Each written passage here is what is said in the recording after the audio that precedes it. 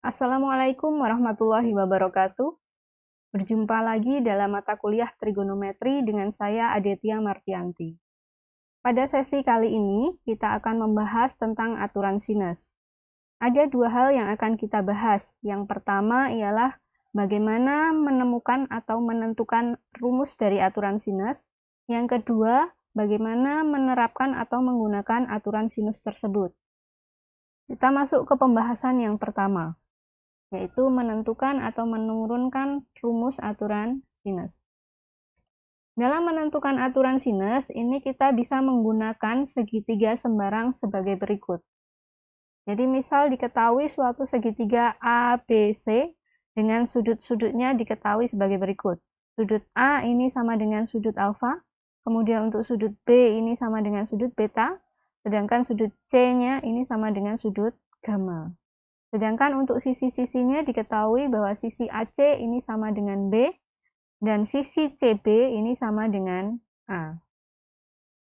Nah, untuk menentukan aturan sinus, kita dapat membuat garis tinggi yang ditarik dari sudut C ke sisi AB, sehingga diperoleh garis sebagai berikut.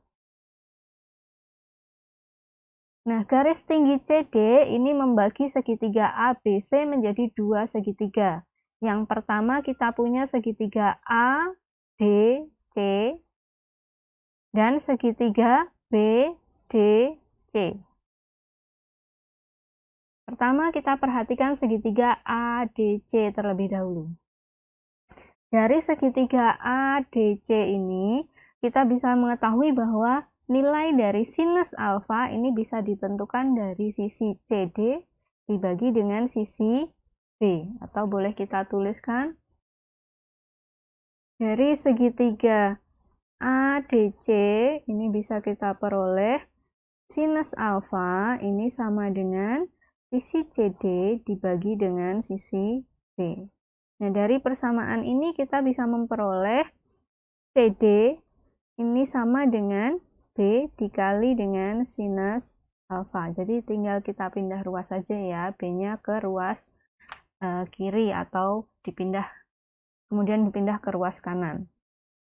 Nah, selanjutnya kita memperhatikan segitiga BDC. Dari segitiga BDC ini kita bisa mengetahui bahwa sinus dari sudut beta ini sama dengan CD dibagi dengan A. Sehingga bisa kita tuliskan di sini dari segitiga BDC ini diperoleh sinus beta sama dengan CD dibagi dengan sisi A. Nah, dari sini kita memperoleh CD ini sama dengan A dikali sinus beta. Nah, ini yang B kali sin alfa ini kita anggap sebagai persamaan pertama, kemudian yang A kali sin beta ini kita anggap sebagai persamaan kedua. Dari dua persamaan ini kita bisa memperoleh bahwa CD sama dengan CD. Nah, dari persamaan pertama CD ini diperoleh dari B kali sin alfa, sedangkan dari persamaan kedua CD bisa kita peroleh dari A kali sin beta, sehingga kita peroleh persamaan seperti ini. Nah, kita pindah ruas, sin alfanya pindah ke ruas kanan, sin betanya pindah ke ruas kiri. Kita peroleh B dibagi dengan sin beta, ini sama dengan A dibagi dengan sin alfa. Atau kita boleh tuliskan A-nya di ruas kiri ya, sehingga diperoleh A per sin alfa sama dengan B per sin beta. Nah, kita anggap ini sebagai persamaan yang ketiga. Nah, selanjutnya, untuk menentukan hubungan yang lain, kita ubah posisi dari garis tingginya. Jika tadi kita menggunakan bantuan garis tinggi CD, sekarang kita akan membuat garis tinggi dari dari sudut B ke sisi AC. Kita peroleh garis tingginya sebagai berikut. Nah, garis tinggi BE ini membagi segitiga menjadi dua, yaitu segitiga BEC dengan segitiga BEA atau AEB, sama ya. Nah, dari kedua segitiga ini kita bisa memperoleh persamaan sebagai berikut. Yang pertama kita perhatikan dulu segitiga ABE. Dari segitiga ABE ini kita bisa memperoleh nilai dari sin alfa ini sama dengan BE dibagi dengan sisi, jadi BE dibagi dengan sisi C, gitu ya. Nah, dari sini kita peroleh bahwa BE ini panjangnya sama dengan C kali sin alfa. Atau ini kita anggap sebagai persamaan yang keempat. Kemudian dari segitiga BEC, kita bisa memperoleh sin gamma ini sama dengan sisi BE dibagi dengan sisi A. Atau boleh kita tuliskan menjadi BE ini berarti kita peroleh dari A dikali sin gamma. Nah, ini menjadi persamaan yang kelima.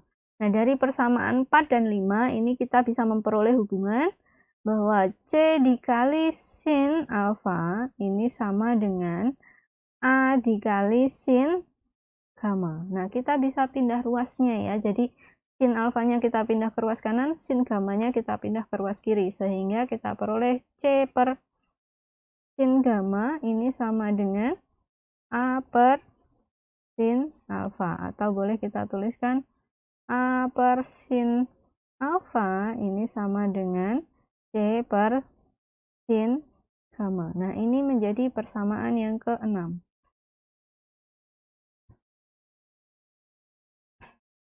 Nah, dari persamaan yang ketiga dengan persamaan keenam ini kita bisa memperoleh, jadi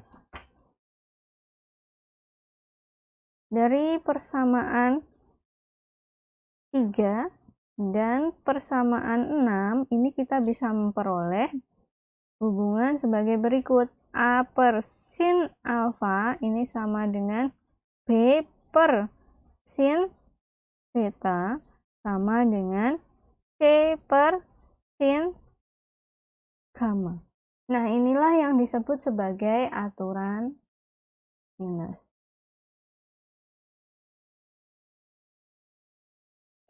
Jadi kesimpulannya, jika kita memiliki segitiga sembarang ABC seperti ini, nah dia akan berlaku A per sin alfa ini sama dengan B per sin beta sama dengan C per sin gamma. Nah, aturan ini yang disebut sebagai aturan sinus. Nah, yang perlu diketahui ialah bahwa alfa ini merupakan sudut yang berada di depan dari sisi A, sedangkan beta ini merupakan sudut di depan sisi B, sedangkan gamma ini merupakan sudut yang berada di depan sisi C.